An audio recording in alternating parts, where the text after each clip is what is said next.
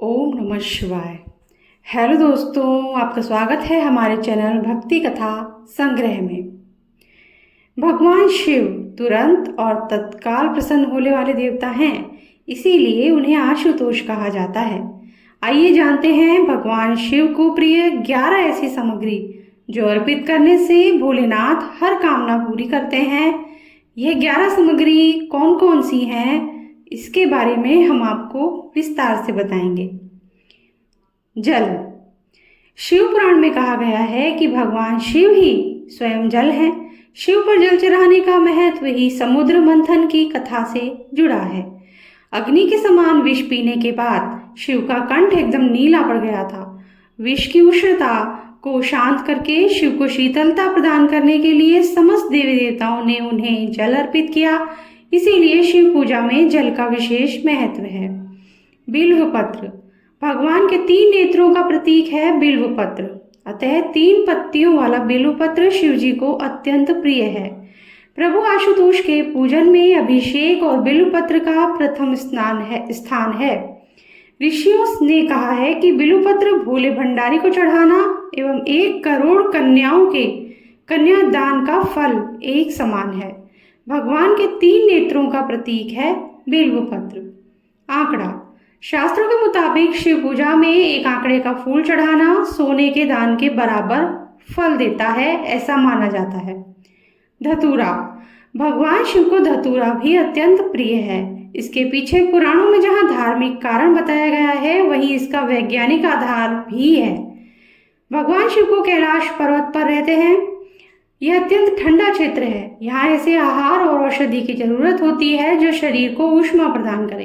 वैज्ञानिक दृष्टि से धतूरा सीमित मात्रा में लिया जाए तो औषधि का काम करता है और शरीर को अंदर से गर्म रखता है, जबकि धार्मिक दृष्टि से इसका कारण देवी भागवत पुराण में बताया गया है।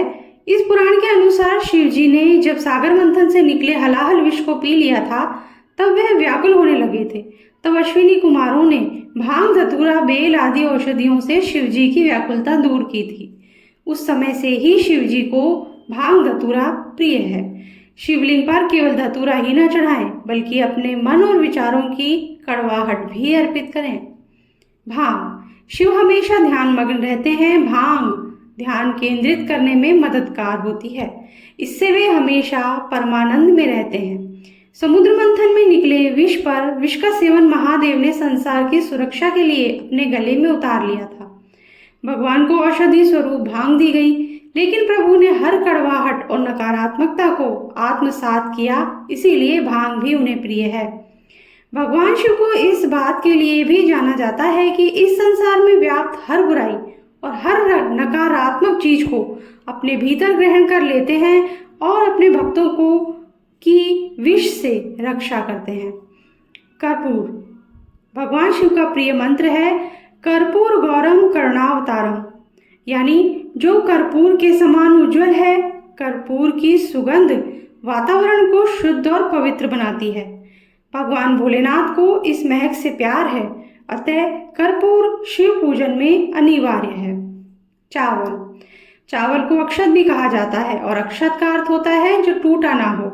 इसका रंग सफेद होता है। पूजन में अक्षत का उपयोग अनिवार्य है। किसी भी पूजन के समय गुलाल, हल्दी, अबीर और कुमकुम अर्पित करने के बाद अक्षत चढ़ाए जाते हैं। अक्षत ना हो तो शिव पूजा पूर्ण नहीं मानी जाती है।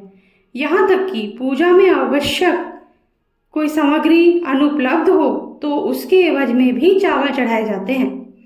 चंदन। चंदन का संबंध शीतलता से है। भगवान शिव मस्तक पर चंदन का त्रिपुंड लगाते हैं। चंदन का प्रयोग अक्सर हवन में किया जाता है और इसकी खुशबू से वातावरण और खिल जाता है। यदि शिव जी को चंदन चढ़ाया जाए तो इससे समाज में मान सम्मान और यश बढ़ता है। भस्म। इसका अर्थ पवित्रता में छिपा है। वह पवित्रता जिसे भगवान शिव ने एक मृत व्यक्ति की जली हुई चिता में खोजा है, जिसे अपने तन पर लगाकर वे उस पवित्रता को सम्मान देते हैं।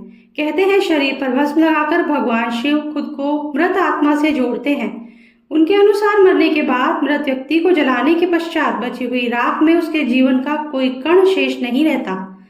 ना उसके दुख, ना सुख, ना कोई बुराई, ना कोई उसकी अच्छाई बचती है।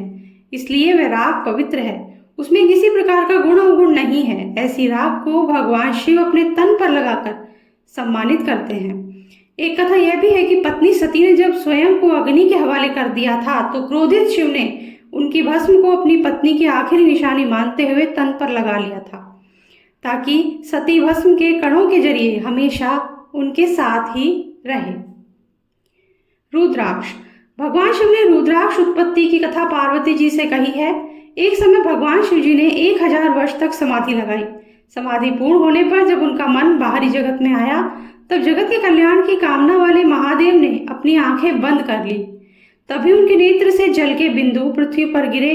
उन्हीं से रुद्राक्ष के वृक्ष उत्पन्न हुए और वे शिव की इच्छा से भक्तों के हित के लिए समग्र देश में फैल गए। उन वृक्षों पर जो फल लगे वे ही रुद्राक्ष हैं। दूध। श्रावण मास में दूध का सेवन निषेध है। दूध इस मास में स्वास्थ्य के लिए गुणकारी के बजाय हानिकारक हो जाता है। इसीलिए सावन मास में दूध का सेवन न करते हुए उसे शिव को अर्पित करने का विधान बताया गया है। इसी के साथ हमारा आज का वीडियो हम समाप्त करते हैं। अगर आपको पसंद आया हो तो जल्दी से लाइक कर दीजिए, चैनल को सब्सक्राइब कर दीजिए, बेल आइकन प्रेस कर दीजिए, ताकि हमारे आगे आने वाले वीडियोस भी आप तक आसानी से पहुंच सके। Thank you. जय भोलेनाथ, जय शिव शंभू।